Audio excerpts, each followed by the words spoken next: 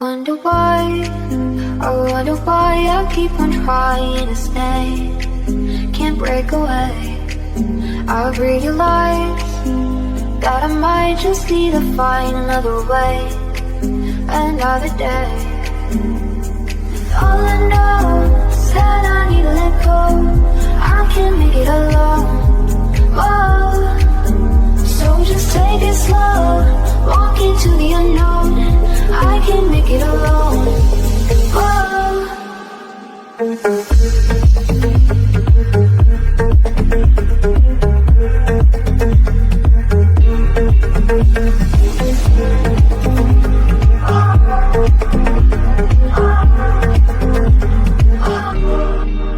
Behind your eyes, see the lights and I wonder why I was flying out of my mind. Right from the start, you were small and my missing part, and you took my heart to it apart. And all I know is that I need to let go. I can't make it alone. Oh, so just take it slow. Walk into the unknown. I can't make it alone.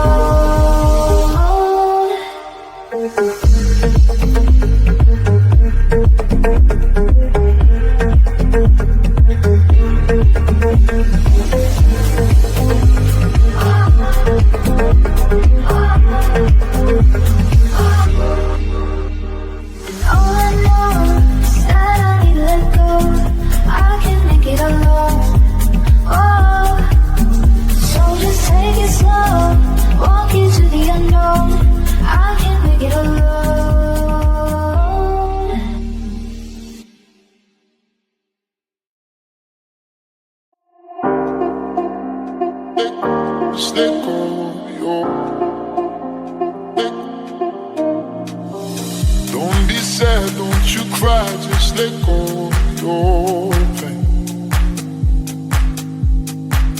And when you fall asleep, know tomorrow's a new day.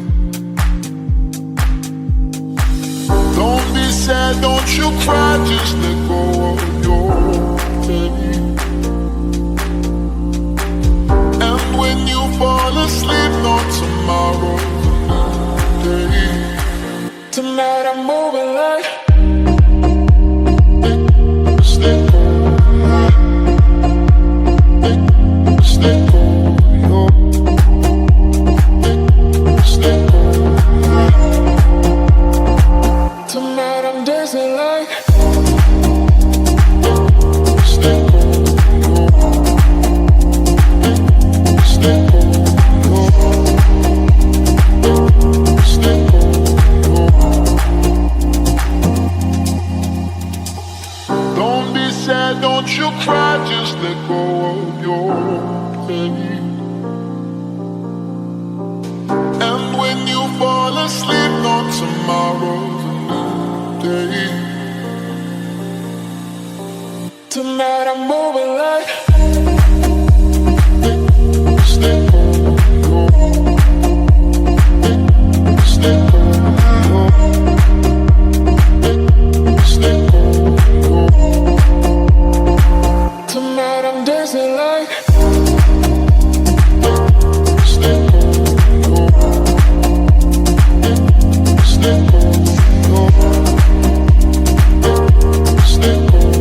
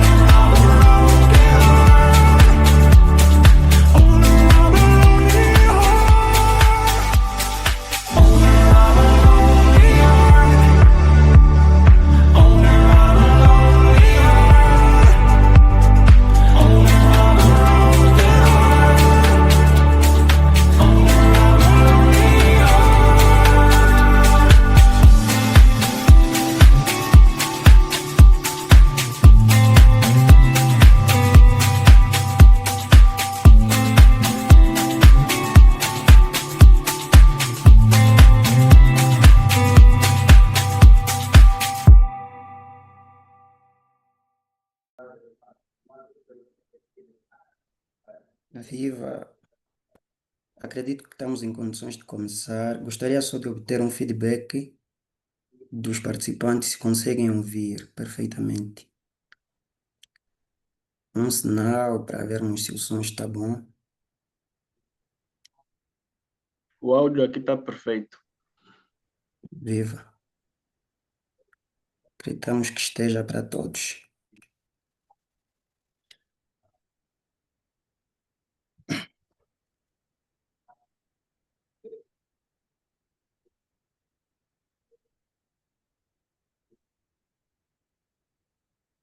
Então, estamos em condições de começar. Cordiais saudações a todos. É com enorme alegria que damos início ao terceiro workshop Conecta, subordinado ao tema Finanças para Negócio. O que preciso saber durante a criação e a gestão do meu negócio? Sejam todos muito bem-vindos e aproveitamos o momento para pedir a todos os participantes que colocassem os seus locais de proveniência, bem como os seus perfis do LinkedIn para que possamos nos conectar mais. Estamos verdadeiramente muito felizes por terem reservado o vosso tempo para se juntarem a nós. O vosso apoio faz toda a diferença e de certeza que enriquecerá este momento. Para que tenhamos uma sessão clara e proveitosa, gostaríamos de partilhar aqui algumas regras de convivência.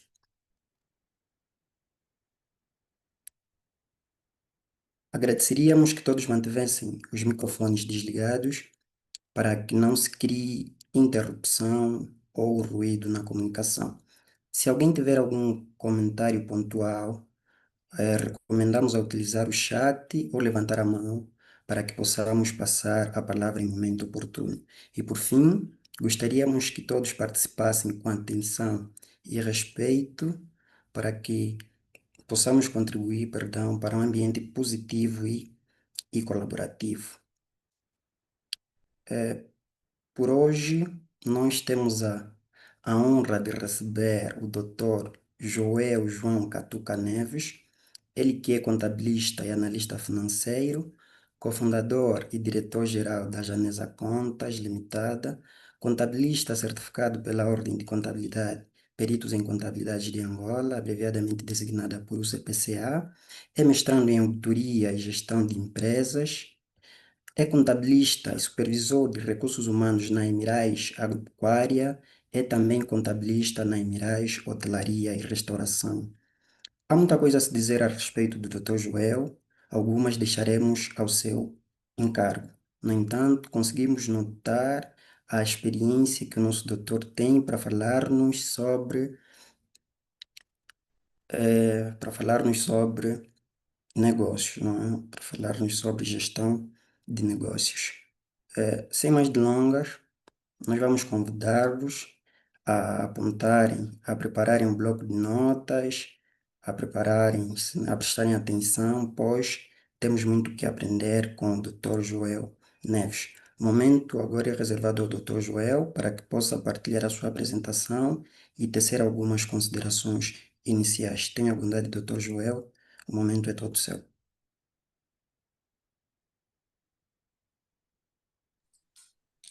Eu espero que o som esteja audível.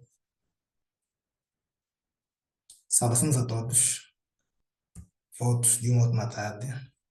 É um prazer estar convosco neste momento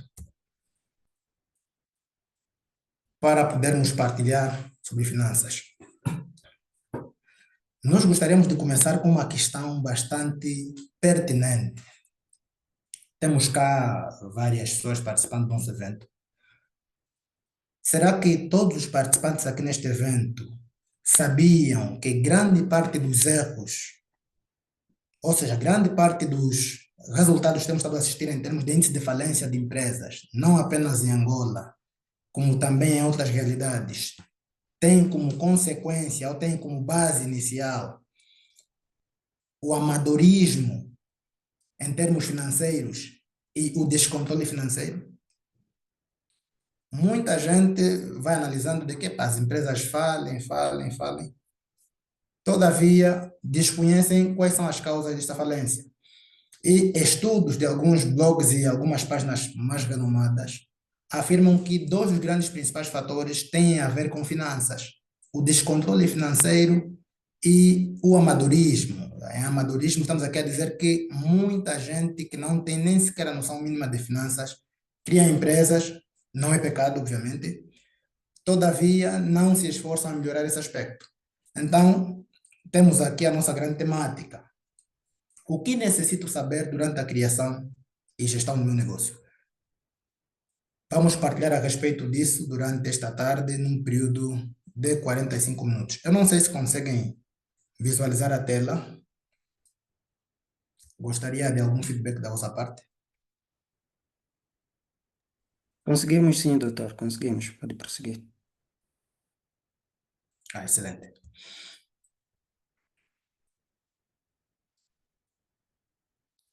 Bom, então, neste âmbito, muita gente constitui empresa e se pergunta: "Epa, eu sou gestor, sou empresário, então qual é a necessidade que eu tenho de poder construir uma empresa, não é?"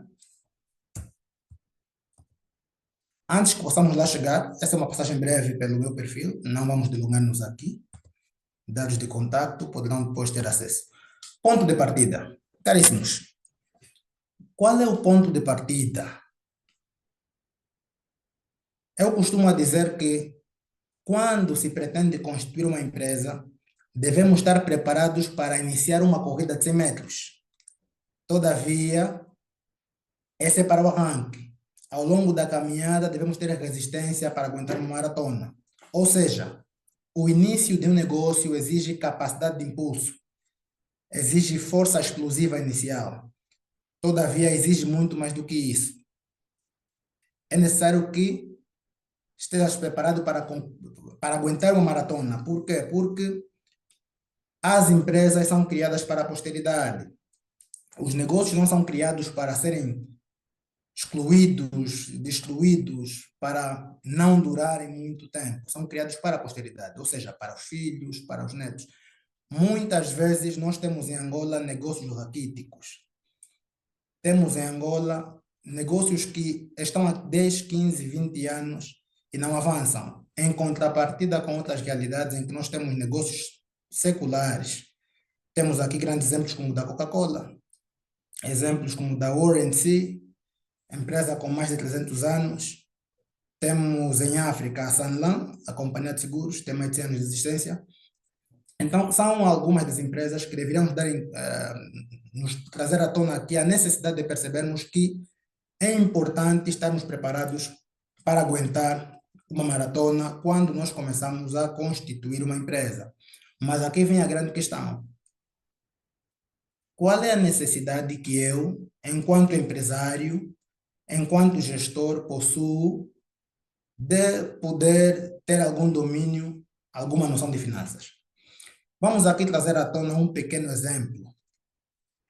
Imaginemos nós que vamos lá criar aqui uma situação hipotética. Você é um jovem que na altura da tua fase acadêmica eras alguém com grandes problemas financeiros.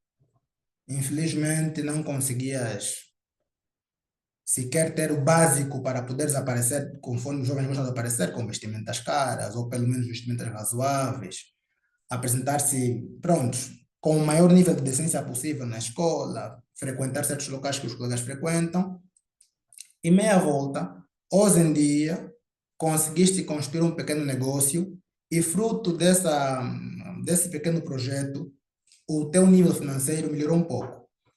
Imagine também que na altura haviam algumas colegas, algumas amigas nesse teu ciclo de influência pelas quais desenvolvias algum interesse. E as mesmas pessoas também não te aceitaram, nem sequer deram margem para conversares por conta do fator financeiro. Não tinhas dinheiro, não tinhas capacidade nenhuma para poder sequer bancar algum almoço num local minimamente reservado e aceitável.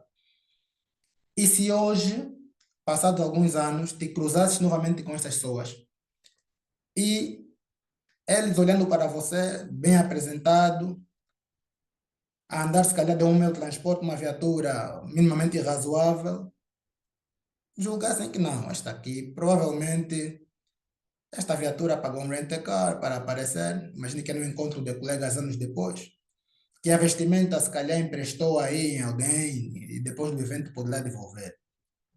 Qual seria a tua reação nesta situação? Eu acredito que grande parte de nós, num momento como esse, poderia provavelmente querer mostrar que está correto, que estão errados, não é? Iria querer provar, não, isso aqui está errado. Esse dinheiro é meu, eu consegui com muito esforço e sacrifício e eu vou querer provar que realmente eles estão errados. E poderia, se calhar, desenvolver alguma, vamos dizer assim, algum espírito competitivo, procurar mostrar aos outros que não estão totalmente certos e que nessa altura eu possuo muito mais do que vocês acham e é fruto do meu esforço. Todavia, haveria um problema aí, um grande problema. Muitos que encontram nessa situação usam os fundos da empresa para poderem mostrar o poderio financeiro, o efeito de demonstração, quando na realidade deveriam usar fundos próprios para este propósito. Então estamos aqui a dizer que finanças têm muito mais a ver com mentalidade do que realmente com inteligência. As empresas são criadas para gerarem riqueza, ok. Mas agora, existem alguns princípios financeiros que devem ser observados para que o propósito de constituição da empresa se realize. A questão é, a riqueza vem por que intermédio? Por intermédio do lucro. O que é que sustentabiliza o lucro? Conhecimento de finanças. Nessa altura, muita gente não entende que o lucro em si só não gera riqueza. Temos que perceber que há uma diferença entre o regime de competências e o regime de fluxo de caixa, ou regime de caixa. Ou seja, lucro não é dinheiro. E aqui temos um princípio subjacente muito importante, que veremos mais adiante, que é o princípio da entidade. Estamos aqui a abordar a psicologia do dinheiro. Então, imagine, muitas empresas falem por conta do descontrole financeiro. O descontrole financeiro ocasiona-se justamente por conta do exemplo que temos aqui há pouco tempo, que muitas pessoas, para poderem mostrar que têm muita capacidade financeira, não cumprem o princípio da entidade, que é o princípio da separação entre o patrimônio da empresa e o patrimônio individual.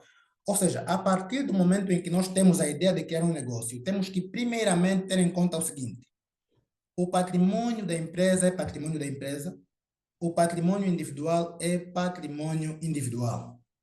Não podemos misturar o que nos pertence com o que pertence à empresa.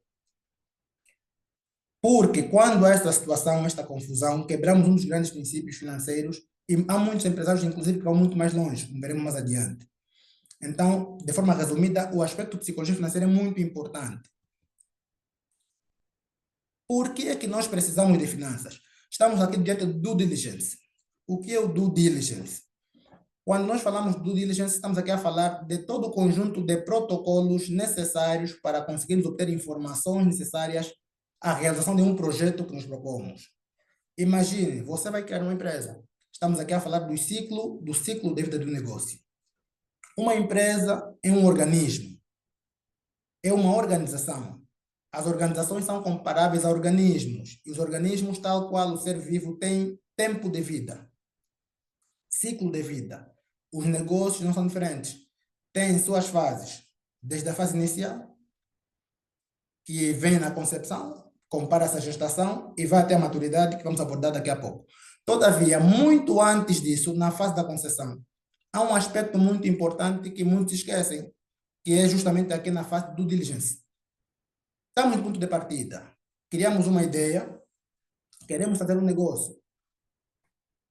Por que muitos criam negócios? Porque, inicialmente, há quem pensa que é muito arriscado criar negócio.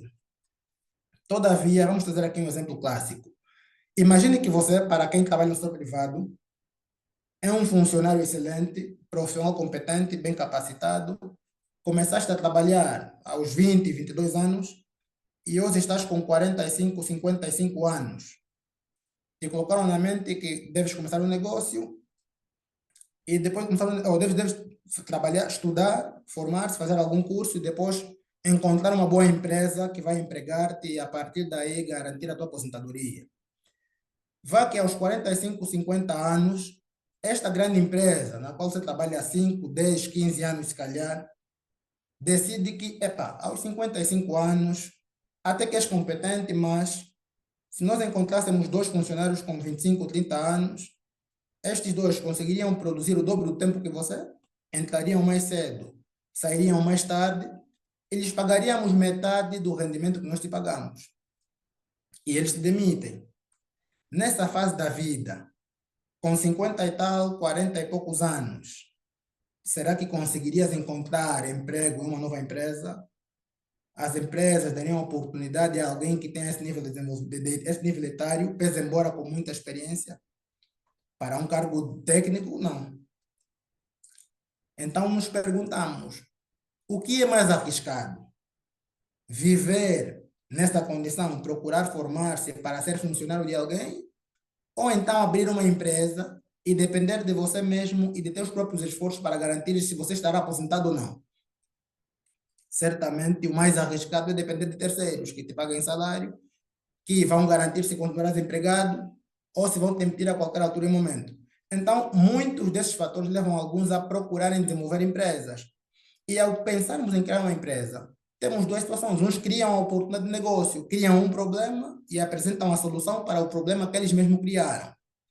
Outros identificam um problema social e procuram responder isso. A melhor forma de criarmos um negócio é procurarmos ajudar as pessoas a satisfazerem alguma necessidade que não têm como por si mesmas. Encontramos um problema ou então criamos uma necessidade e depois identificamos a resposta. Mas nosso fator não é este, nosso fator é finanças. Então, onde é que entra a questão financeira no momento de concepção de uma empresa?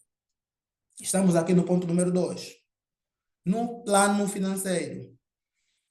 A partir do momento em que nós decidimos criar uma empresa, é necessário que estruturemos com cabeça, tronco e membro que tipo de negócio vamos executar, em que localidade vamos implementar, qual é a estimativa populacional desta localidade e, em termos de necessidade, se realmente nesta zona há necessidade do produto que eu pretendo oferecer.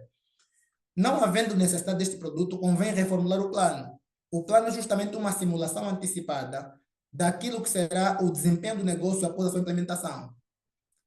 Só estabelece plano financeiro quem tem noção do plano financeiro.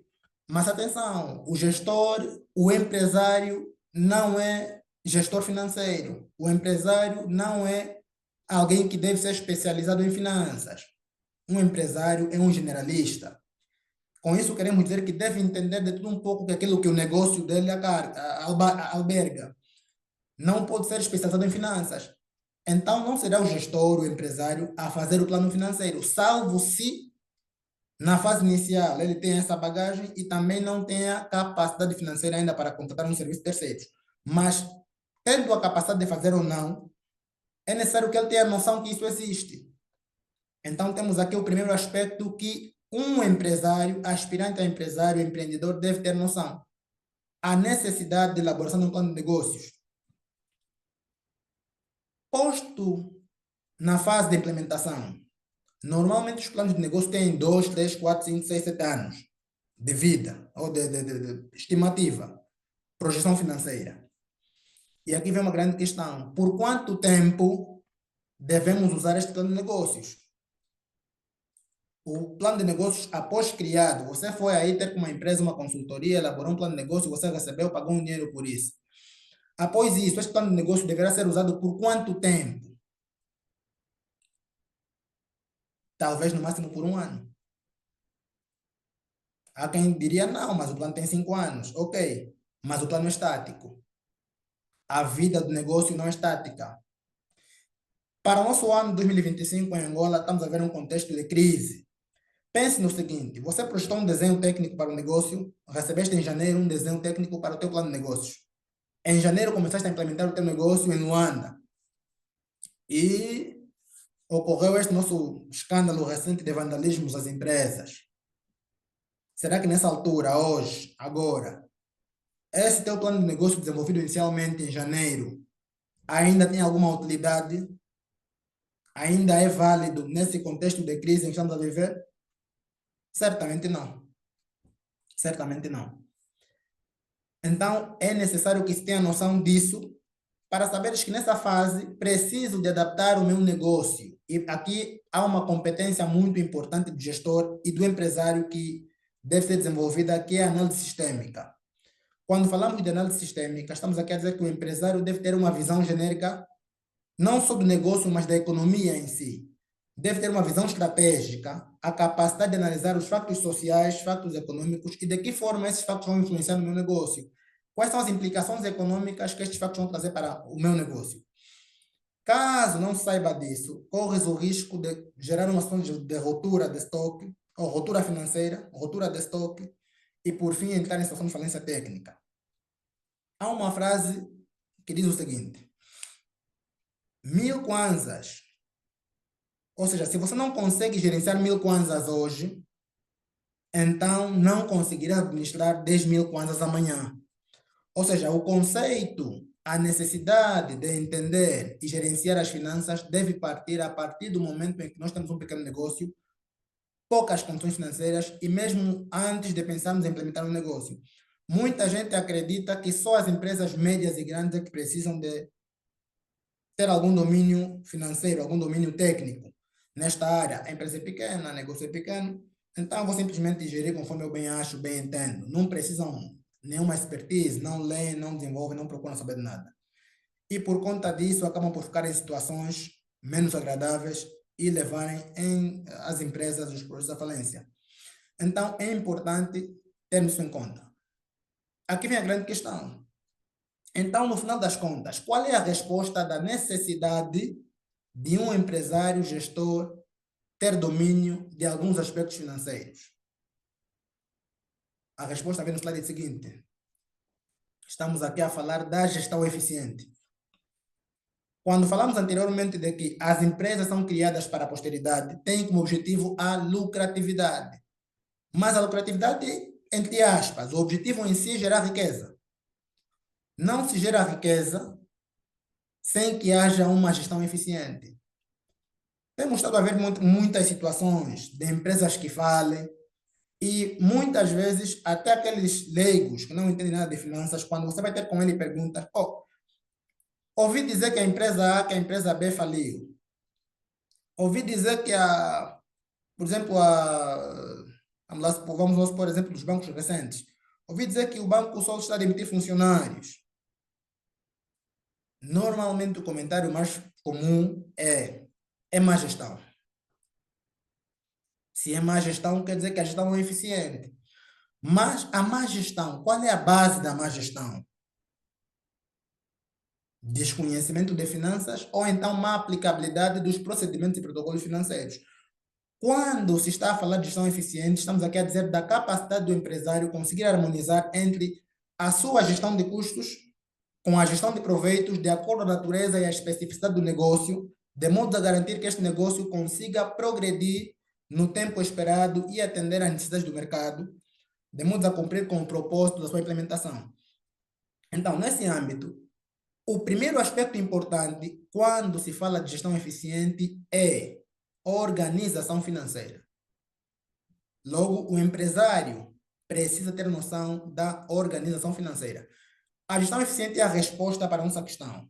Agora, esta gestão desenvolve-se em várias etapas, em vários passos. Vamos aqui, de forma resumida, abordar alguns deles. Primeiro aspecto, tipo societário. Quando falamos do tipo societário, estamos aqui a dizer o seguinte: antes mesmo de criar o teu negócio, precisas saber qual é o tipo de sociedade que mais se adequa ao teu plano de implementação do negócio.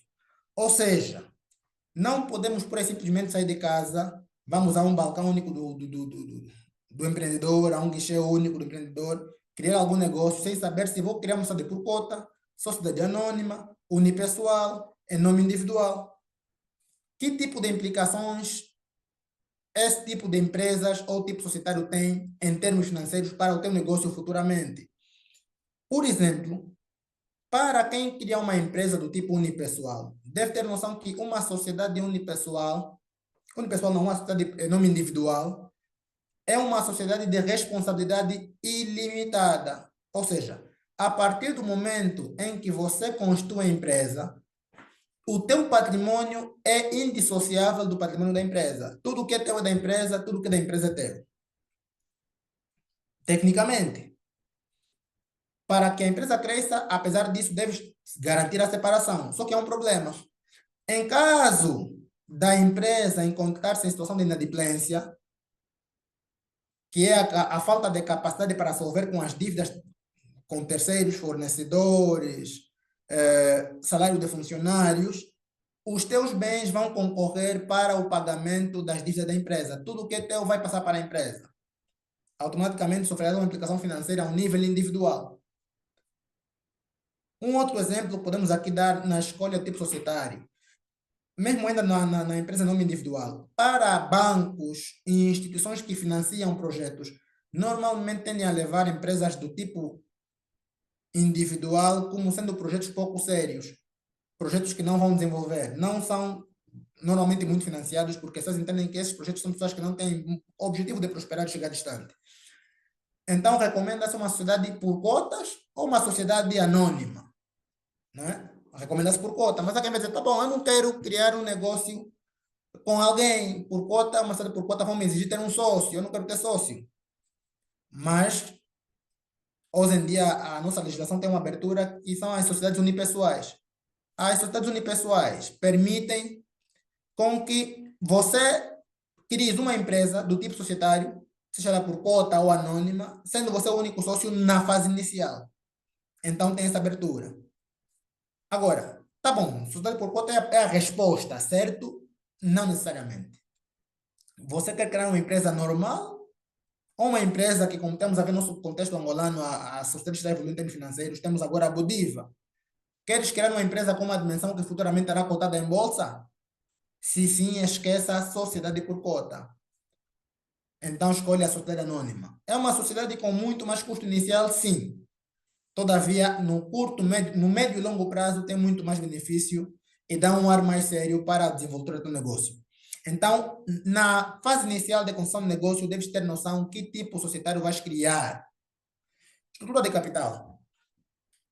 Nós precisamos ter noção, após a implementação do negócio, há quem se calhar aqui tem já o negócio a funcionar, o negócio a decorrer, precisas ter noção qual é o nível percentual adequado para os custos da tua empresa de acordo com as rúbricas. Ou seja, a minha empresa fatura quanto? 1 milhão.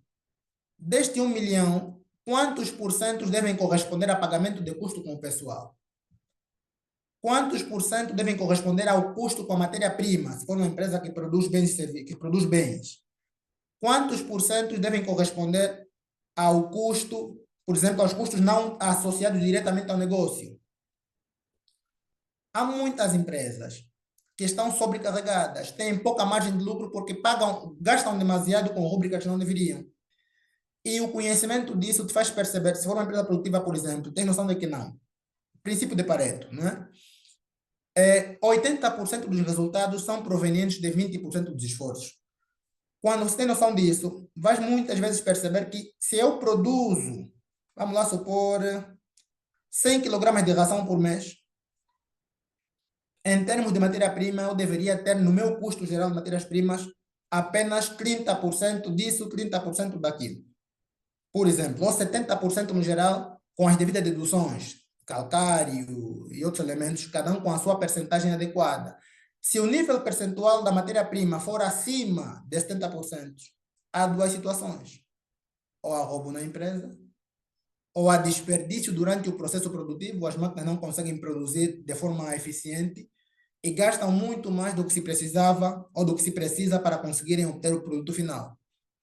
Então, é importante conhecer essa estrutura de custos para te facilitar. Outro aspecto importante na estrutura de custos, qual é?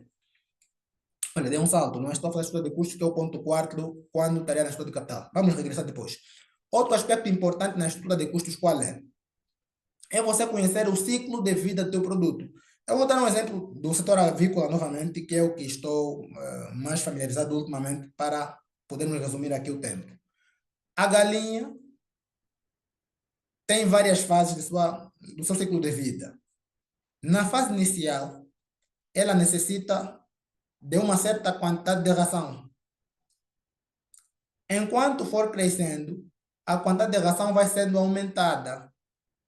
Todavia, ela atinge, depois de um certo período de tempo, o pico de produção. Quando atinge o pico de produção, ela consome muita ração em relação à fase inicial.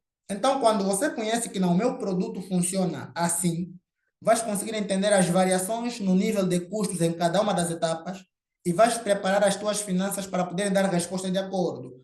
Você, por exemplo, sabe que não, normalmente eu mensalmente gasto 100 mil kwanzas para manter a empresa a funcionar. Só que chega depois uma época que você está gastando 200 mil kwanzas. Ou se calhar você faz os gastos antecipados e a meio do mês você tem falta de capital de giro. Não há fluxo de caixa suficiente para manter o negócio. Por quê? Porque você não conhece o ciclo de vida do teu produto. Não sabes que o meu produto, há fases que consome mais, há fases que consome menos. Outro aspecto importante é saber aqui se vale a pena continuar ou não com este produto. Exemplo da galinha novamente. Depois de passar o pico de produção, o consumo de ração continua. Todavia, a galinha só consegue produzir 1 a 2 ovos por dia. Ou seja, vais ter um elevado custo de ração, que é custo com matéria-prima, mas o resultado não vai compensar as entradas de receitas. Então, vais entender que esta é a fase de eu me descartar desta galinha para poder receber novas. Quando você não conhece esses aspectos, corres o risco de fazer com que o teu negócio possa falir sem você entender a causa. Então, é essencial conhecer o tipo de produto que você comercializa ou produz, ou o tipo de bens, mercadorias que você comercializa. Estrutura de proveitos. Um aspecto muito importante a termos em conta na estrutura de proveitos é o percentual adequado de receitas de acordo ao número de clientes que nós temos. Imagine que você tenha uma empresa que fatura 100 milhões por mês, mas destes 100 milhões, 50 milhões pertencem a um único cliente. 30 milhões pertencem a outro cliente e 10 milhões pertencem a 20 clientes. Mais 10 milhões pertencem a particulares. E imagine que a tua estrutura de custos dos 100 milhões você gasta mensalmente para se manter esses 100 milhões de faturação mensal bruta, gastas 70 milhões para te manter, tens uma margem de lucro de 30 milhões. A questão que se coloca é, será que a tua empresa é eficiente, tem capacidade de sobreviver com essa estrutura de funcionamento? A resposta é não. Imagine que o cliente de 50 milhões decida quebrar o contato contigo, o cliente de 30 milhões decida quebrar o contato contigo, o teu custo são 70 milhões. Ao perderes 2 clientes, automaticamente perdeste totalmente o teu negócio. Você faliu. Então, quando estamos a desenvolver um negócio, se nós temos uma estrutura em que 2, 3, 4 clientes conseguem ocupar mais de 30, 40% do total das receitas que nós recebemos, é uma situação de extrema urgência. É uma situação grave. Um cliente não pode possuir mais de 20% do total de faturação que você recebe por mês. O limite máximo, mas com risco, é 20%. Se for abaixo de 20%, melhor. Se o cliente possui acima disso, então esse cliente sozinho consegue influenciar o resultado do teu negócio diretamente. E automaticamente pode levar à falência somente se ele decidir quebrar o contrato. E na negociação você perde a capacidade de negociação, que é o último ponto que eu quero abordar. Então, é importante termos uma gama de clientes que consigamos distribuir em pelo menos 20, 30 clientes, em que cada um tenha entre 15, se calhar 2 com 10, 3 com 10%, o resto tenham 5, 6, 7, 8%. De tal sorte que não vamos perder 20 clientes de uma só vez. Não vamos perder 30 clientes de uma só vez. Então, o empresário tem que conhecer qual é o percentual adequado de receitas brutas que eu devo receber de um único cliente por mês, para saber se esse cliente consegue ou não influenciar no meu negócio. Então, vamos aqui associar esta questão ao aspecto estrutura hierárquica, organizacional, organigrama da empresa. Parece-me que não coloquei aqui, mas é um aspecto muito importante também ter-se em conta. A partir do momento em que você saiba definir uma estrutura adequada em termos de organigrama para a tua empresa, você poderá garantir a eficiência máxima do pessoal que está disponível. Ou seja, devemos ter noção de como vamos estruturar o nosso quadro de pessoal. Não é porque a empresa do Francisco tem secretária que atua também dentro da secretária. Não é porque a empresa do Antônio tem um supervisor que a tua empresa também deve ter um supervisor. Deve estabelecer um organigrama de acordo à natureza do teu negócio. Deves ter um número de funcionários e tipo de cargos dentro da empresa de acordo ao tipo de negócio que está a desenvolver. Então, é importante ter noção disso. Caso contrário, vamos ter muito mais gente do que precisamos na empresa e vai elevar o número de custo com o pessoal e vamos automaticamente ter muita gente a gastar com pouca eficiência. Teremos muito custo e automaticamente vamos ter pouca eficiência no resultado. Agora, recomenda-se que o custo com o pessoal não pode ser acima de 40% do total de faturação bruta da empresa. É muito acima disso. Todavia, temos que lembrar que há negócios que dependem mais de cérebro que outra coisa. As empresas que prestam serviços não têm matéria-prima. Digamos que o cérebro dos funcionários dele tem matéria-prima. Automaticamente, essas empresas têm necessidade de pagar, se calhar, um pouquinho mais do que as outras pagam em termos de custo com o pessoal, o que é perfeitamente normal. É a estrutura de capital. Moderador, não sei quanto tempo ainda temos.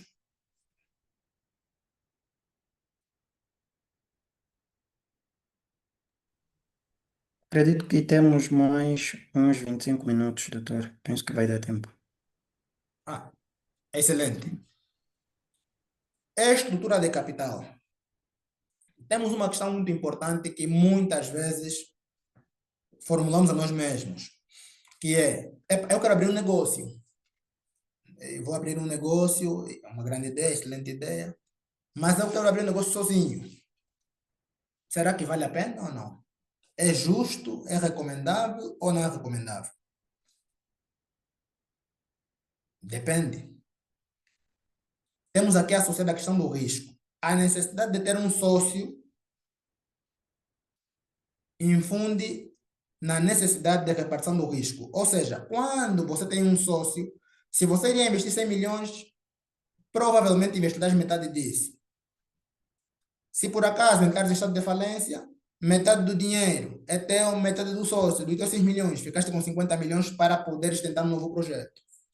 Há um princípio, a teoria da carteira de Markovitch, que diz o seguinte: nunca coloques todos os ovos na mesma cesta, porque se a cesta cair e os ovos partirem, não haverá omeletes ao pequeno almoço. Então é importante diversificar. E na diversificação há necessidade de termos em conta, às vezes, a necessidade de termos algum sócio. Mas a estrutura de capital não fala só de sócios, também fala de empréstimos para com terceiros. Sejam estes terceiros entidades credoras, nesse caso especializadas na área, como são os bancos e as sociedades de crédito, microcrédito e não só, bem como também particulares. Ou seja, a partir de que momento a minha empresa deve contrair algum empréstimo de terceiros, algum financiamento de terceiros? É realmente necessário ou não? São estas informações que um empresário, um empreendedor, um gestor deve ter noção. Porque você imagina, há muita gente que contrai empréstimo quando a empresa não precisa, porque vê que todo mundo está a correr para solicitar crédito. Todo mundo está a pedir financiamento, eu também vou pegar meus documentos, vou dar entrada aí, vou fazer o financiamento, ok. Ele recebe o financiamento, só que ele não estudou a margem de crescimento da empresa no mercado. O nicho que ele atua, muitas vezes não tem margem para ele expandir com o aumento de capital. Talvez ele vá aumentar a produção, mas não tem mercado para poder vender. Automaticamente as receitas não vão crescer, como estava a prever que iam crescer as receitas para poder fazer face às obrigações para com o banco de reembolso da dívida. E muitas vezes também, com capital próprio, ele pode refinanciar o negócio ou financiar o negócio para permitir com que o negócio desenvolva sem necessidade de financiamento com terceiros. Então, a partir de que momento é que nós, enquanto empresários, devemos obter financiamento? Uma grande questão. Devemos obter financiamento a partir do momento em que nós achamos que a nossa empresa... São várias situações. Essa é uma das situações mais recomendáveis. A nossa empresa produz no limite, de acordo com a nossa capacidade financeira atual. Se, por exemplo, a empresa produz chinelas, nós conseguimos produzir 200 mil chinelas por mês, mas já não conseguimos aumentar mais. Precisamos de aumentar as máquinas para aumentar o nível de produção. Isso por quê? Porque nós temos muito mais clientes do que nós conseguimos atender. Ou seja, com a nossa produção de 200 mil chinelas por mês, nós estamos a receber solicitações de 400, 500 mil. Então, nós temos mercado. temos solicitações, nos falta apenas a capacidade de resposta. Então, esta é uma das situações que se recomenda obter financiamento, porque tens certeza que vou produzir, já tens clientes disponíveis e tens absoluta certeza que há pessoas procurando o teu serviço, que a tua capacidade de resposta não é suficiente. Então, aí sim, deves financiar, deves pedir financiamento. Mas vem uma outra questão. Essa questão seria recomendável responder-se por um gestor financeiro, porque dissemos inicialmente que é um empresário generalista. Generalista é alguém que deve ter noção de tudo um pouco que exige para que o seu negócio funcione, mas não deve se especializar numa só coisa. Nós temos alguns que são empresários, são gestores, mas no final das contas são operacionais das próprias empresas, porque eles fazem mais trabalho manual do que pensar. E o trabalho do empresário é pensar e não fazer trabalho manual. Então, a partir de que momento, ou seja, decidimos, ok, vamos receber financiamento, temos capacidade, mas qual é o montante a receber de financiamento? Essa é uma questão que recomenda ser um especialista a responder. Todavia, é importante que você tenha noção de que com as tuas receitas operacionais consigas cobrir pelo menos uma parte razoável do fundo ou dos custos do capital alheio. Ou seja, eu vou receber um empréstimo, vou receber juros, ou vou ter que pagar com juros. O empréstimo, o dinheiro custa. O banco ficará sem o dinheiro durante algum tempo, então tens que lhe pagar por isso, que é o custo do capital, que são os juros. Então, quanto é que a minha capacidade financeira atual consegue cobrir do custo do capital que eu vou obter a partir do empréstimo financeiro com o banco? Essa é uma resposta extremamente importante. Se nós não temos essa capacidade de resposta, corremos o risco de endividarmos num nível que não conseguiremos atender, e depois a empresa vai chegar à falência.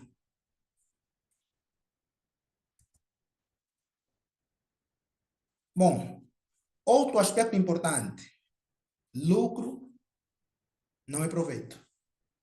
Ou seja, lucro não é dinheiro. O empresário deve focar-se muito mais na compreensão do fluxo de caixa, quanto entrou de dinheiro vivo no banco, no caixa, e quanto saiu, do que apenas no lucro. Porque muitas vezes você tem um lucro de 100 milhões, mas no caixa nem sequer 10 mil você tem. Lucro não paga imposto. Mas o dinheiro vivo paga.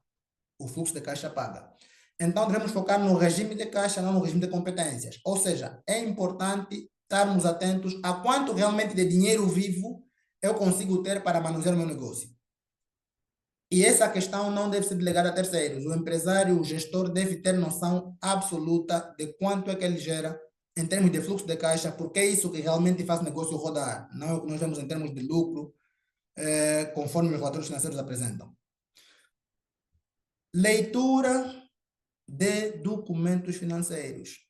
Um gestor deve ter a capacidade mínima de ler os documentos. Há muitos gestores que recebem balanços, balancetes dos seus contabilistas, financeiros, e ele nem sequer tem noção de quanto desse valor realmente,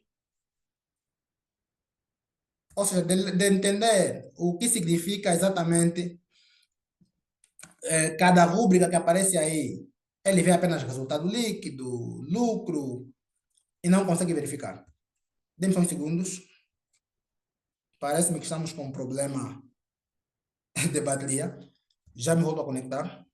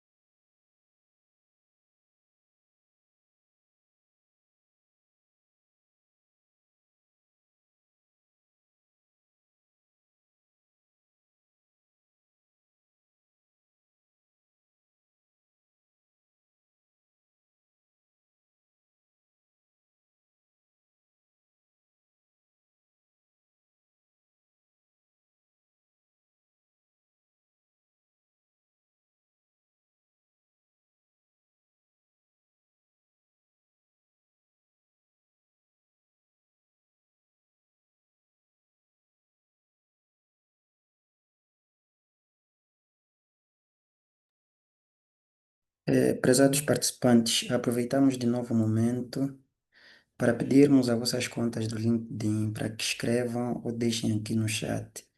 Também queríamos saber, caso estejam a gostar da aula, perdão, deixem assim um fixe, um like, por favor. Muito obrigado.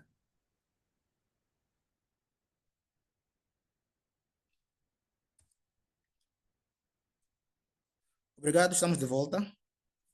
Agradeço a paciência. Eu creio que conseguem ouvir-me. Prontos. Então, estamos aqui a dizer há pouco tempo sobre o regime, ou seja, o regime de competências. Mas saltamos já para o fator leitura de demonstrações financeiras e de indicadores financeiros. É bastante interessante que muitos gestores não sabem ler nem interpretar os documentos financeiros produzidos pela empresa. E isso muitas vezes ocasiona problemas sérios, porque ele não vai conseguir conhecer qual é o valor real do seu negócio. Deram-lhe um conjunto de documentos, balanços, balancetes, demonstrações de fluxo de caixa. Ele vai verificar, por exemplo, no lucro, eu tive um lucro esse ano de 100 milhões. E vai querer esganar o contabilista. Mas como assim eu tive 100 milhões de lucro? Eu, nessa altura, na minha conta só tenho 5 milhões disponíveis. Isso por quê? Porque lucro não implica dizer que você tenha necessariamente esse dinheiro em cash. O dinheiro em cash é o nosso fluxo de caixa. Não sei, conseguem ver a tela partilhada? Dê-me só algum feedback. Não conseguimos, doutor. Ok, ok. Não conseguimos. Pelo menos não consigo. Já agora, é possível agora? Sim, conseguimos Agora é ver possível? agora. Certo. Ok, muito obrigado. Então, temos esse problema. Ele quer esganar o contabilista. Você me meteu aqui lucro de 100 milhões e minha volta eu só tenho 10 milhões, 5 milhões na conta. Queres me matar? Não. É a realidade. Lucro não é dinheiro. Então, precisamos mais do que entender o lucro, entender o fluxo de caixa, que é o dinheiro que circula na empresa. Então, quanto é que eu tenho de fluxo de caixa, dinheiro vivo?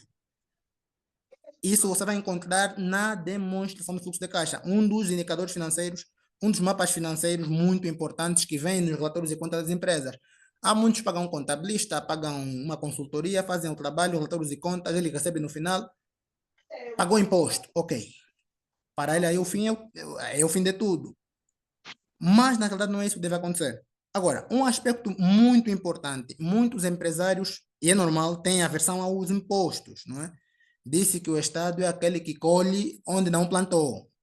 Então, se o Estado colhe não plantou, é normal que você não queira pagar alguém um dinheiro quando ele nem sequer colocou um único kwanza no teu negócio. Mas, acreditem ou não, pagar impostos é uma das formas de gestão financeira bastante importantes para um empresário. Por que é importante o empresário pagar impostos? Imagine o seguinte, você hoje evita pagar imposto 2025, 2026, 2027, o nosso exercício fiscal angolano diz que, a nossa legislação fiscal angolana diz que existem 5 anos para que a informação financeira expire, ou seja, os documentos produzidos hoje só vão expirar daqui a 5 anos os seus efeitos fiscais. Antes que os 5 anos passem, estes documentos estão válidos, devem ser totalmente conservados. Então, você pula 2, 3, 4, 5 anos sem pagar imposto. Meia volta, o que acontece? Se por algum azar fores descoberto, você vai pagar o imposto devido, vais pagar multas, vais pagar juros de mora e no final terás um custo muito mais elevado em relação ao que terias no início caso você tivesse estado ao trabalho de pagar os impostos a tempo e hora.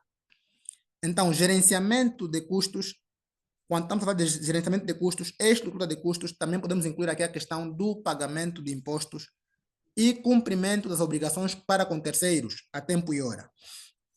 Outro aspecto importante que os empresários têm que saber na questão que tem a ver com negociação de dívidas com terceiros. É estrutura de capital, obtenção de financiamentos ou empréstimos, é a capacidade de renegociar a dívida.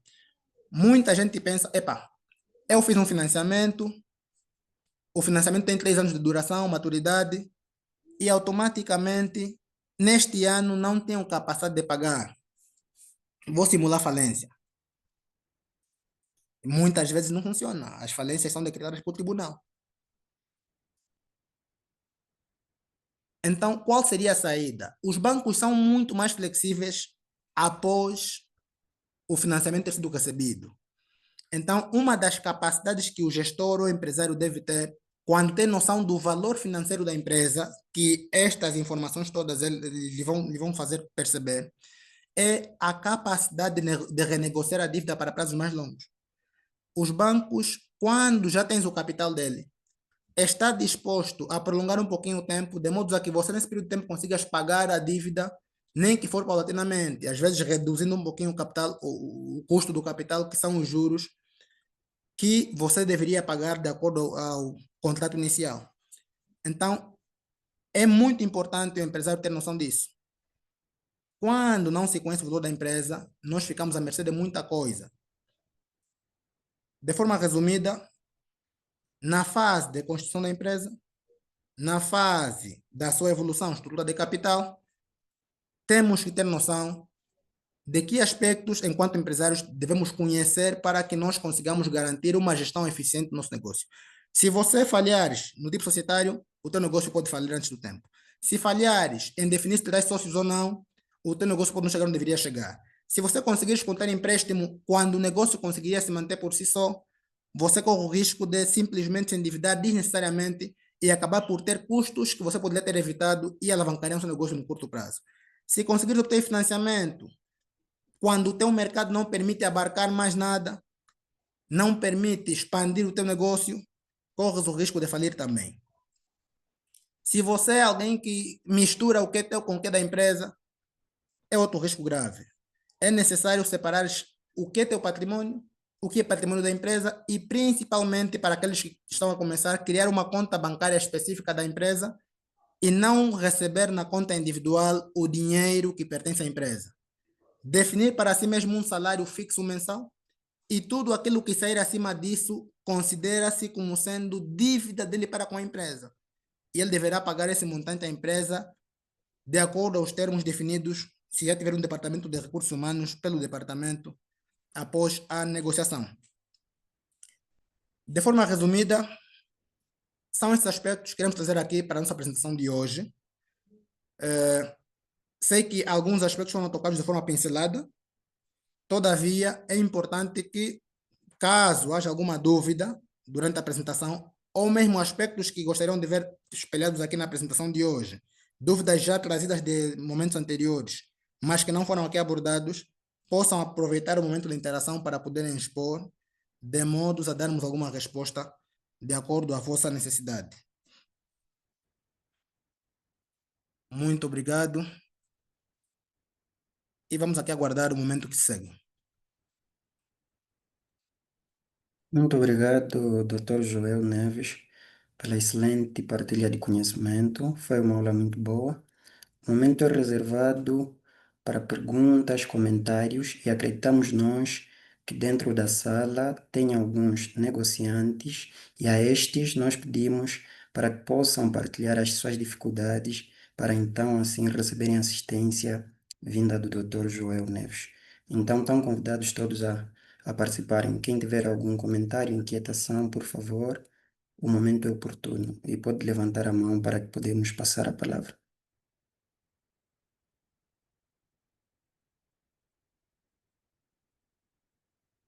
Já temos um, estimado Paulo Chioca. Tenha bondade, doutor. Pode ligar o microfone, certo? Saudações, saudações a todos. Primeiramente, gostava de agradecer a oportunidade que me é concedida e dizer que é um tema bastante pertinente, pois atualmente muitos empresários se deparam com vários desafios. Sendo assim, é bastante importante que o empresário saiba conceitos básicos sobre finanças. Eu, na verdade, gostaria de comentar, não tenho uma inquietação por enquanto, na questão que o Dr. João Neves falou sobre a influência que um número de clientes tem naquilo que é o negócio, na cota de mercado que uma empresa tem. Por exemplo, se eu vendo um produto e esse produto depende simplesmente de 2 clientes para constituir os meus proveitos, é claro que aí eu estaria a correr sérios riscos. Por quê? Isso leva-me às 5 forças de Michael Porter, onde ele diz que deve-se evitar o poder negocial dos clientes, o poder negocial dos fornecedores e ameaças de produtos substitutos ou produtos novos. Então, é necessário que nós tenhamos o controle de até que percentagem o nosso produto é detido em função de um número restrito de clientes. É necessário que haja mais clientes para que então não possamos correr no risco do cliente ter caprichos. Nós sabemos que aqueles clientes que decidam baixar, por exemplo, o preço, porque ele sabe que é o principal cliente. Amanhã ele acorda e diz que, tendo em conta a minha influência na empresa, eu agora estou disposto a pagar X pela mercadoria. Você analisa os seus proveitos e o número de clientes que você tem, se calhar aquele por ser o principal vai acabar influenciando nas tuas receitas. Sendo assim, você como empresário tem que se submeter. Uma outra situação é pelo fato de ele decidir, por exemplo, comprar a crédito. Você se negar a venda a crédito, sabendo que ele é o principal cliente teu, de certa forma estarás condicionado. A única alternativa será mesmo ceder essa exigência do cliente. Era esse o meu contributo. Obrigado. E desculpe pelo constrangimento.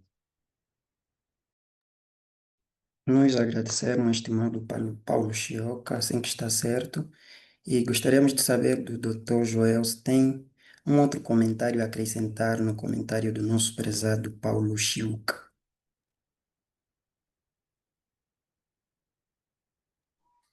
Muito obrigado. Na realidade, ele falou e muito bem. Um aspecto muito importante que o empresário precisa manter a todo custo é justamente o poder negocial.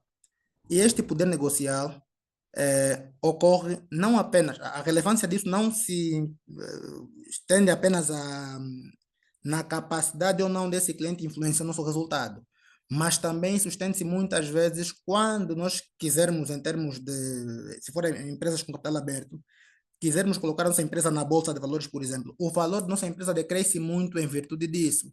Por quê? Porque é uma empresa muito volátil, muito dependente de 1, 2, 3 ou 4 clientes. Então, automaticamente, caso tenhamos de negociar a nossa empresa para a obtenção de algum financiamento ou para a sua cotação em bolsa, o valor será baixo. Há necessidade de diversificar-se isso para garantir que isso não ocorra, porque estaríamos, imagine que com esse vandalismo que ocorreu em Luanda, o teu principal cliente invadiram, sofreu assalto, partiram a mercadoria toda. Automaticamente você faliu também com o processo. Então, a importância estende-se também no valor final da empresa para a negociação em termos de contratos para financiamento, contratos para a obtenção de empréstimos para dar alavancagem à nossa atividade.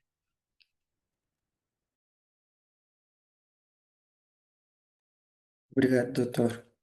Mais alguém tem algum comentário, alguma inquietação?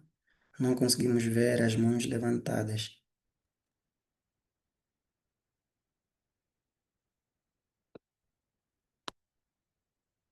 Prezados participantes, vamos conversar. Cacai, certo. Tenha bondade, doutor.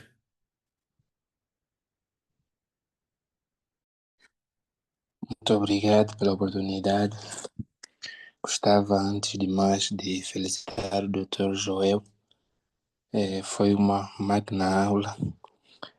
Aqui apontei muitas questões interessantes que serviram mesmo de como inputs novos, coisas que eu realmente não sabia. Ao longo da preleção, o doutor falou muitas vezes sobre regime de caixa e regime de competência, dando ênfase que era mais importante ter em conta o regime de caixa. E eu fiquei sem perceber o que é afinal o regime de competência.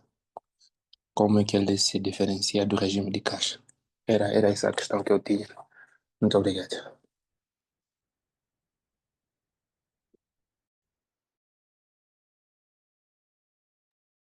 Certo, muito obrigado. É uma questão bastante pertinente. Nós estamos aqui a abordar finanças na perspectiva do empresário empreendedor. Ou seja, levantamos aqui à tona os aspectos que são muito mais importantes na perspectiva do empresário do que na perspectiva do financeiro, contabilista, gestor financeiro em si. O regime de competência, estamos aqui a falar dos termos ou expressões financeiras, como receitas, despesas, custos, lucros, prejuízo. São todos aqueles conceitos que têm a ver com arrecadação de receitas, proveitos, custos, despesas, todavia que não garantem necessariamente um reflexo direto no fluxo financeiro. Ou seja, você quando está a falar do regime de caixa, está aqui a falar da demonstração de fluxo de caixa. Creio que o Caríssimo aí entende muito bem disso. Que é todo o quantitativo de dinheiro que entrou e saiu, em termos de financiamento, não financiamento, venda, custo. Quando falamos de regime de competência, estamos aqui a falar de termos financeiros. Estamos aqui a falar de proveitos por receber, custos por pagar, investimentos realizados, despesas suportadas que não necessariamente implicaram saída viva de dinheiro. Então, são estes aspectos que caem no regime de competência. É o princípio da especialização do exercício de forma assim enxuta, né? Pese embora abranja outros aspectos, mas de forma micro e resumida, podemos incluir aqui o princípio da especialização do exercício para os contabilistas, que diz que os proveitos e os custos devem ser reconhecidos no período em que ocorrem, independentemente dos seus recebimentos e pagamentos. Então, você recebendo ou não algum dinheiro, se você vendeu para o contabilista, para a área financeira, deves automaticamente registrar proveito. Se você tinha que pagar energia este mês, mesmo que você não pagou ainda, deve registrar automaticamente um custo. Você, quando vai fazer o seu balanço geral da empresa, vai balancear proveitos versus custos, dá um lucro de X. Todavia, esse lucro não implica dizer dinheiro vivo. Então, essa é a grande diferença. Regime de competência, estamos aqui a falar das expressões em termos financeiros, aqueles conceitos que nos ajudam a saber a situação financeira do negócio, sem que necessariamente se reflitam no aspecto monetário vivo disponível pela empresa. Não sei se o Caríssimo conseguiu perceber, ou se a dúvida foi esclarecida. Prezado Cacai, ficou esclarecido ou ainda tem algum ponto? Acreditamos que sim, doutor, deu um sinal, acreditamos que esteja esclarecido. Mais contribuições, inquietações, perguntas, inquietações ou perguntas, elogios. Uma aula desta magnitude não pode ter só essas interações, né? Vamos interagir, prezados.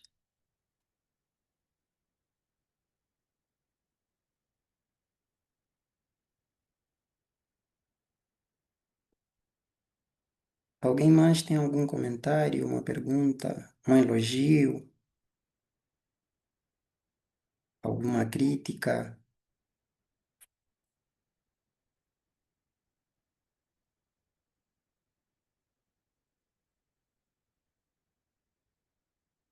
Ninguém mais?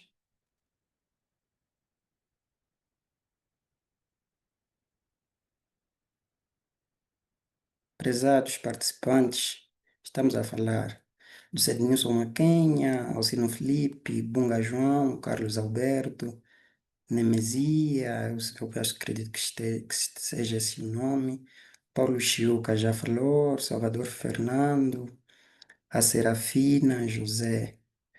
Nenhuma inquietação, nenhum comentário, prezados.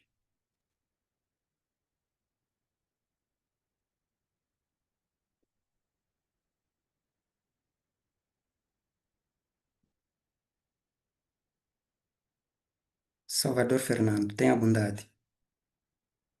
E depois do Salvador vem a Serafina. Muito obrigado. Tenham bondade. Ok. Muito boa tarde a todos. Não sei se conseguem me ouvir. Estou audível? Conseguem me ouvir? Ok.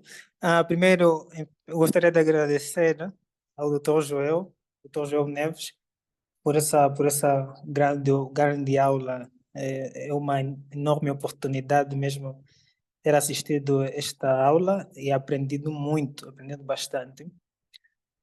A minha questão é uma que tem a ver com uma parte em que quando o doutor explicava sobre a tipologia da sociedade, das empresas, naquele momento em que devemos escolher que tipo de empresa nós queremos criar, se é por cotas, se é anônimas, ou um outro tipo. Então, eu gostaria de saber se criarmos uma empresa por cota, a princípio, é possível mais tarde passar para uma empresa, uma espécie de sociedade anônima? Acho que é isso, essa é a minha questão. E desde já, muito obrigado, muito obrigado.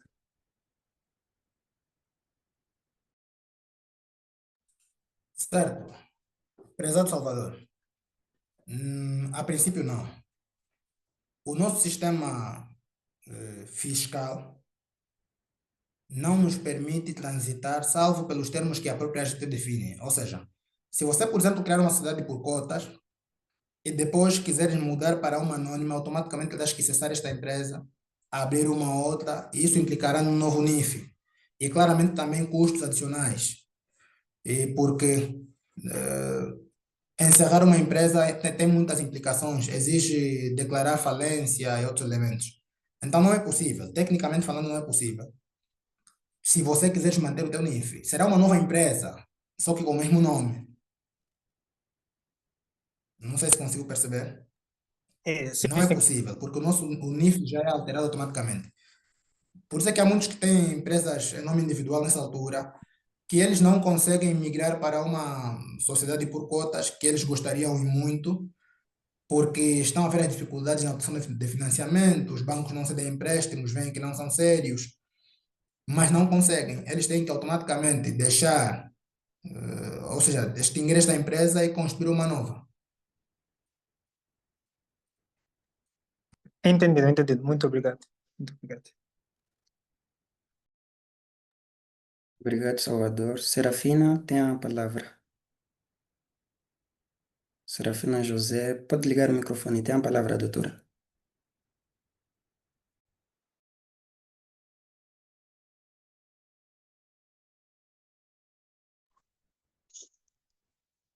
Boa tarde, caríssimos. Desde já eu agradeço pelo tempo que vocês tiveram para poder termos essa pequena abordagem que foi muito valiosa para mim.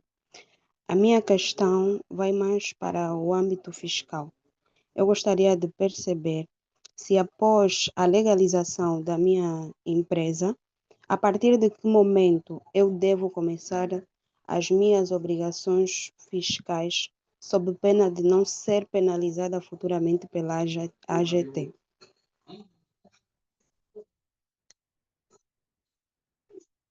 Bom, obrigado.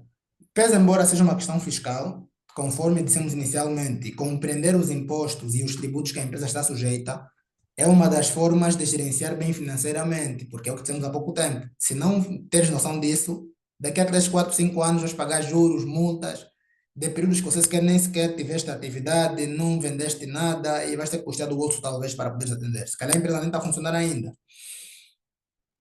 A partir do momento em que a empresa é legalmente constituída, a empresa está sujeita ao pagamento de impostos. Ou seja, quando você recebe o NIF, porque depois de cumprir com o processo de tratamento do estatuto societário, da escritura, da certidão comercial, aliás, antes da certidão comercial, você vai já requisitar o NIF, com os documentos constituídos anteriormente. A partir do momento em que o NIF vem, normalmente vem também conjuntamente com o NIF a declaração de início de atividade. Só que muitas vezes você encontra um técnico fiscal que não te passa essa declaração. Só te dá o NIF, atividade iniciada e ponto final. Todavia, vem uma declaração juntamente com o NIF, que é a declaração de início de atividade. Essa declaração sai ao mesmo tempo. A partir do momento em que você constitui a empresa e recebes o NIF, estás apto a pagar impostos. Então, as tuas obrigações declarativas começam aí. Não sei se conseguiu perceber. Consegui sim perceber, obrigada. Obrigado. Viva. Conforme eu disse, o Temos, tema é um tema muito vasto. Não deu para trazer aqui todos os aspectos. Então, caso tenham algumas dúvidas anteriores ao evento, à aula, que tenham a ver com dúvidas sobre gestão financeira do nosso negócio, que tenham a ver com o aspecto financeiro, podem aproveitar a ocasião para trazer, se calhar tem algum plano, alguma projeção financeira daqui a 1, 2, 3, 4, 5 anos. Podem levantar aqui e ver se conseguimos responder, porque é uma temática muito vasta. Eu, como não tinha noção do público, esperei que viriam pessoas que entendem não de finanças, procurei não trazer muitos aspectos técnicos, né? Aspectos assim superficiais para empreendedores, porque entendi que o Grupo Conecta não está ligado à área financeira em si. Então, são aspectos assim que, para quem já entende de finanças, pode parecer superficial, mas para quem não tem noção, são aspectos que muitas vezes não têm conhecimento. muito obrigado, doutor. Vamos aproveitar ao máximo. O prezado Carlos Alberto, tenha a bondade. Certo. Consegue me ouvir, certo? Certo, conseguimos sim. Ok. Saudações primeiramente a todos. Desejo que todos estejam a gozar de boa saúde. Bem, eu tenho praticamente um contributo relacionado à pergunta do prezado Salvador Fernando. Eu tenho uma empresa praticamente que presta serviços de estudo de viabilidade e também ajuda na criação de empresas. E como o Dr. Joel respondeu para o senhor Fernando, no caso, até Salvador Fernando, certo? Há uma ligeira diferença atualmente para a modificação de empresa de um tipo de sociedade para outra. Eu acredito que apenas cessarás a tua atividade caso você esteja ou tenha uma empresa em nome individual. Se a empresa for em nome individual, necessariamente o NIF da tua empresa será o número do bilhete. E se for uma sociedade, seja por cota ou anônima, o NIF será necessariamente, conforme já a lei manda, pode ser 500 ou 5.000. Se no caso tiveres uma empresa, sociedade unipessoal por cota, você pode muito bem transitar para uma SA sem necessariamente cessar as tuas atividades. O que é que necessariamente poderias fazer? Tem formas de alterar a denominação da empresa, só que com custo mais elevado para quem pode cessar a sua atividade e mudar para outro ramo. No caso, sai de uma SU para uma SA, sem gastos consideráveis. Mas podes muito bem sair de uma sociedade unipessoal por cota para uma sociedade anônima. Custos significativos. Por exemplo, o guichê único da empresa, ela cobra 9.500 por causa da alteração na ata e mais, acredito que 50.000 para a alteração da denominação social. Então, podes muito bem, se for do seu agrado, mudar a sua denominação ou a alteração, no caso da sua empresa, mas o custo será maior se pudesses simplesmente fechar a tua empresa, ainda tem mais custos com a declaração de falência, e criar uma nova. E aí ainda vai ser mais difícil para ti poder conseguir financiamento, porque os financiamentos normalmente são dados a empresas que têm mais de 1 ano de funcionamento, então será praticamente uma empresa bebê. Se você fechou tua empresa anterior para pedir um financiamento, terás mais que esperar até tua empresa ter uma certa credibilidade no mercado para que possa ser elegível para poder ter um financiamento. Então, o melhor a se fazer, no caso, seria mudares, gastar um pouco mais para poder alterar o pacto social. E é sim possível. Só não pode sair de uma individual para uma sociedade. Não pode, mas de uma sociedade por cota para uma anônima, isso sim, atualmente é possível. E o guichê único simplifica isso, podendo fazer até via online. Muito obrigado. Agradeço, caríssimo. Um grande contributo. Essa é a vantagem, temos cá pessoas que também entendem da matéria. Há muita importância em estarmos atualizados quanto à questão das alterações legislativas. O nosso país tem o que chamamos de instabilidade normativa. Estamos constantemente a ter legislações novas e é importante que estejamos atualizados. Agradecemos, um grande contributo e prontos. Caríssimo Salvador, que eu estou satisfeito com essa resposta, que há essa possibilidade sim a partir da alteração do Pacto Social. E quanto à questão do Pacto Social, um aspecto importante para os que vão começar agora, aproveitando a ocasião e a deixa do caríssimo Carlos, há uma grande diferença em termos de custo em abrir empresa a partir do guichê único e abrir a partir desses locais separados, a Direção do Comércio, Conservadoria do Registro Civil. O custo é bem mais elevado, chega a ser 10 vezes mais. Então, para quem está a começar, aliás, para qualquer pessoa, recomenda-se mesmo ou via online ou via guichê.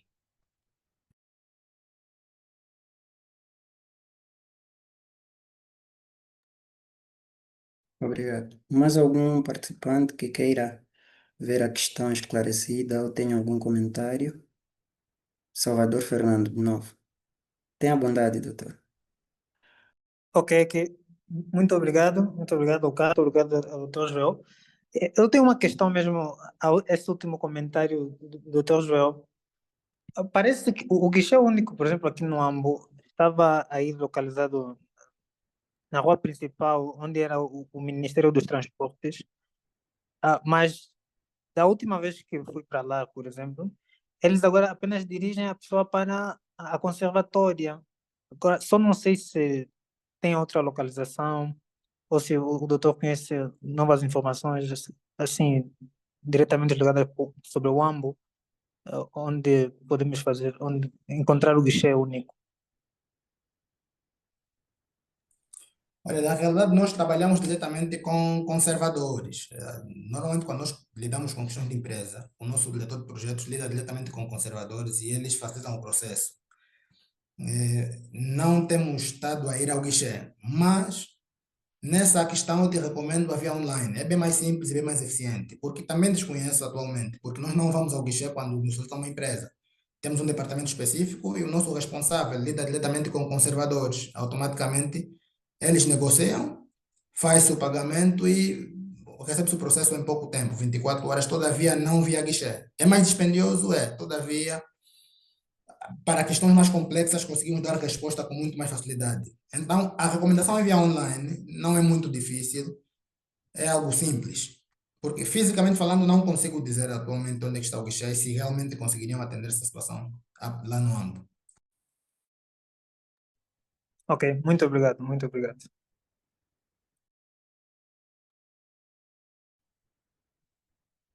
Obrigados a todos pelos contributos e inquietações. Gostaríamos de saber se ainda alguém tem alguma questão, algum contributo a se fazer.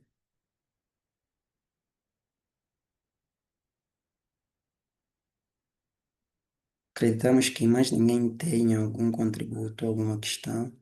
O momento ainda vai ser reservado ao Dr. Joel Neves para apresentar, assim de forma simples, as suas redes sociais e posteriormente eventos futuros como titular, né, da Janesa Contas. Doutor, tenha a bondade para apresentar aqui as redes sociais e possíveis eventos futuros.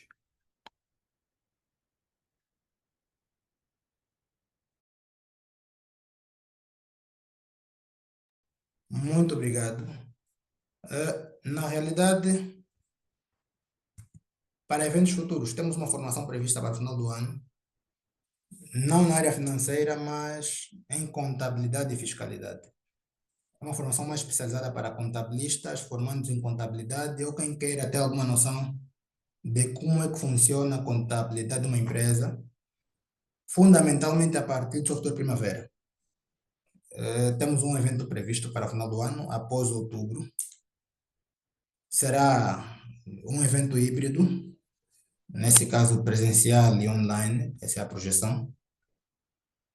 E para aqueles que estiverem interessados, poderão ficar atentos às redes sociais da Janesa Consultoria. Infelizmente não consegui preparar aqui o slide para partilhar o WhatsApp, as redes sociais, mas Janesa Consultoria no Facebook, Janesa Consultoria, Janesa com esse A no fim, Janesa Consultoria no LinkedIn e de igual modo também no Instagram.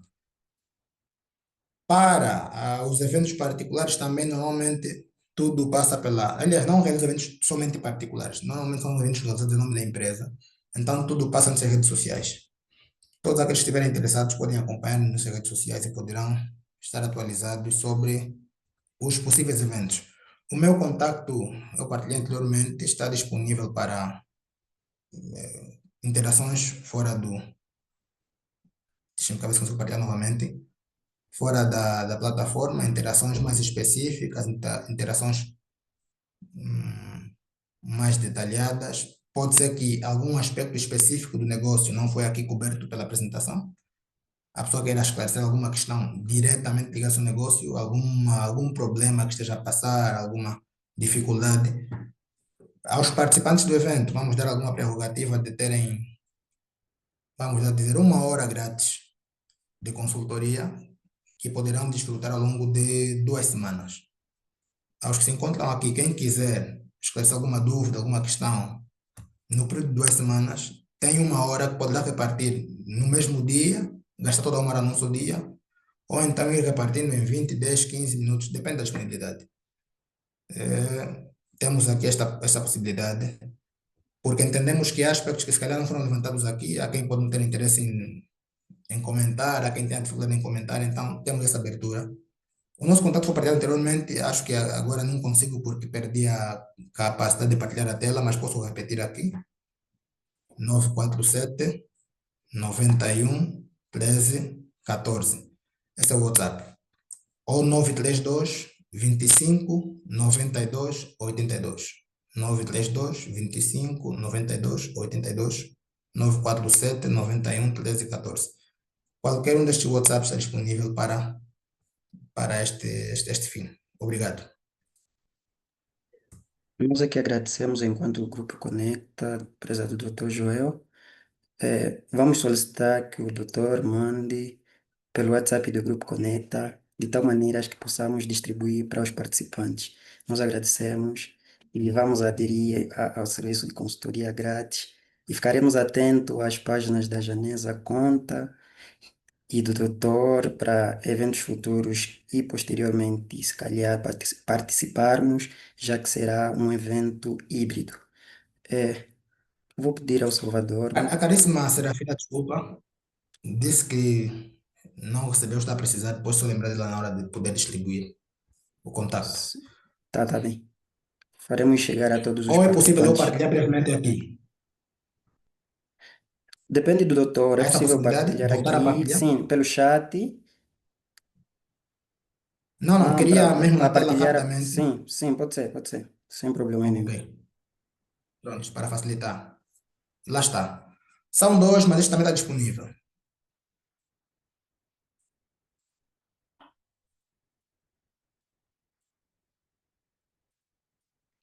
Bom, eu creio que é o suficiente. Agradeço.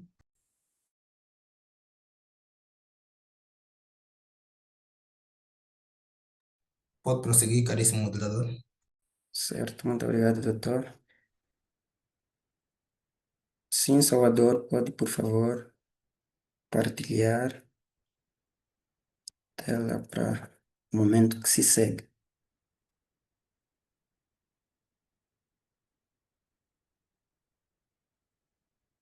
Muito obrigado pela participação de todos. Para a terceira edição, tivemos um total de 12 inscritos que contribuíram com cerca de 11.500 kwanzas, que acrescidos nas edições anteriores, na primeira e segunda edição, prefaz um valor acumulado de 40 mil kwanzas.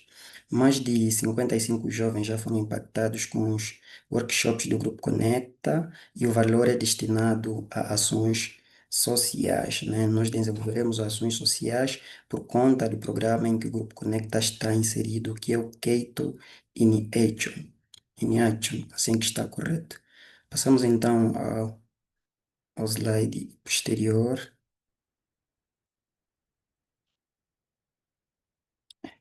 Para além do impacto social, o Grupo Conecta está também ligado à consultoria e educação, e para isso nós temos alguns cursos a serem preparados. Fiquem ligados ao nosso website, que brevemente lançaremos os cursos de EVIUS para análise econômica, LaTeX para documentos acadêmicos e o Python para economia e finanças.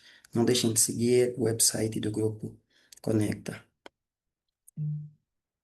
Já temos o nosso próximo evento, que será no próximo dia 31, domingo, no entanto, e temos como convidado o Mr. Chipunji Jamba, líder educacional e filantropo, que falará sobre o papel da língua inglesa no acesso a oportunidades globais e no desenvolvimento profissional dos jovens. É um tema bastante interessante, não deixem de seguir, como já dissemos, o website do Grupo Conecta e deliberaremos as inscrições o mais tardar até na terça-feira.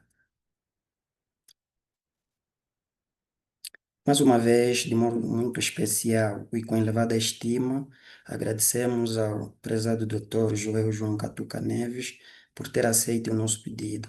O Grupo Conecta é eterno gratos, né? Seremos eternamente gratos ao Dr. Joel e desejamos todo sucesso ao doutor. Muito obrigado mesmo pela aula que nos proporcionou e por ter aceito o nosso convite.